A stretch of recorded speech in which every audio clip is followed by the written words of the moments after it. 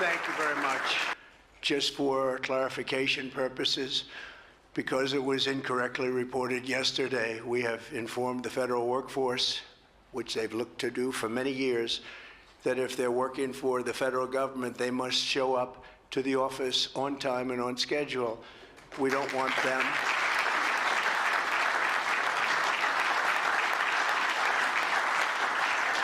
We don't want them to work from home because, as everyone knows, most of the time they're not working, they're not very productive, and it's unfair to the millions of people in the United States who are in fact working hard from job sites and not from their home.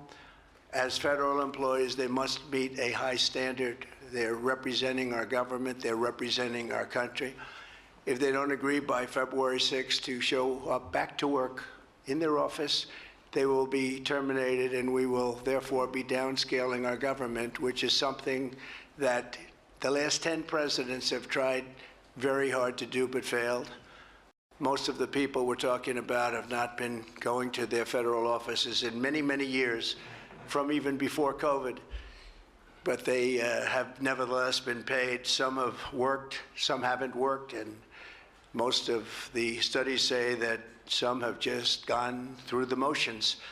We may ask these people to prove that they didn't have another job during their so-called employment with the United States of America, because if they did, that would be unlawful. As you understand, a lot of people are getting paychecks, but they're actually working other jobs, so they'll have to prove that to us that they weren't. In any event, we're requiring them to show up to work or be terminated.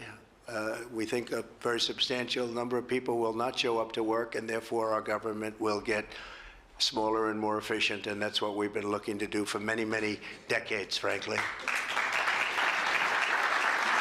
On certain discretionary spending payments, such as government grants,